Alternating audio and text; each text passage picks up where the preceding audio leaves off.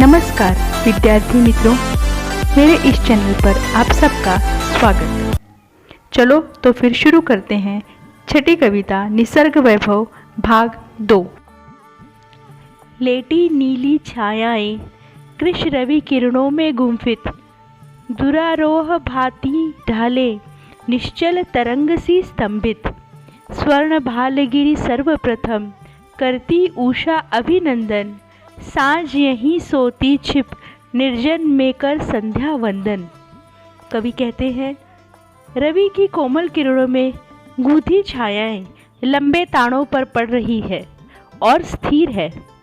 सूरज की स्वर्णिम किरणें सर्वप्रथम इन गिरे शिखरों को अभिनंदन करती हैं।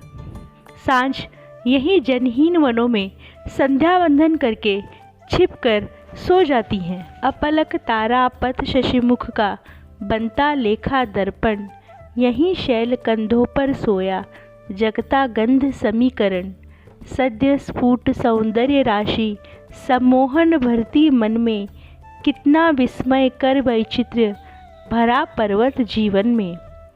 खग चखते फल कुतर रही गिलहरियाँ कोंपल, वन पशु सब लगते प्रसन्न परिचित मरकत आंगन में।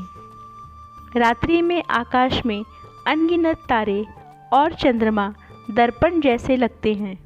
यहीं पर्वतों के कंधों पर सोई हुई सुगंधित वायु जग जाती है। यह खिला हुआ सौंदर्य मन को मोहित करता है। पर्वत प्रदेश के जीवन में कितनी आश्चर्यकारक विचित्रताएं हैं। पक्षी फल खाते हैं, गिलहरियाँ कोमल फलों को कुतरती रहती हैं।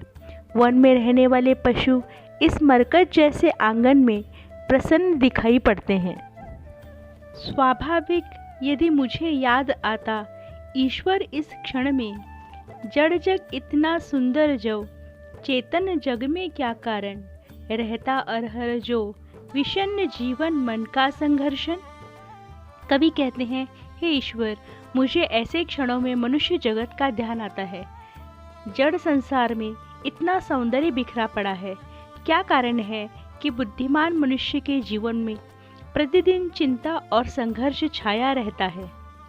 मनुष्य प्रकृति का करना फिर नव विश्लेषण संश्लेषण, ईश्वर का प्रतिनिधि नर अभिशापित हो उसका जीवन, लगता अपनी क्षुद्र अहंता ही में सीमित केंद्रित, छिन्न हो गया विश्व चेतना से मानव मन निश्चित। कवि कहते हैं, हमें मानव प्रकृति का पुनः विश्लेषण करना होगा। पृथ्वी पर ईश्वर का प्रतिनिधि मनुष्य क्यों ऐसा शापग्रस्त जीवन व्यतीत कर रहा है। ऐसा लगता है वह अपने तुच्छ अहंकार में ही सीमित हो गया है, स्वयं केंद्रित हो गया है। पूरी वसुधा एक परिवार है, ऐसी धारणा उसके मन से समाप्त हो गई है। मुझे उम्मीद है आप सबको इस कविता का भावार्थ अवश्य समझ में आया होगा। भाग 3 में हम कविता का स्वाध्याय देखेंगे। धन्यवाद।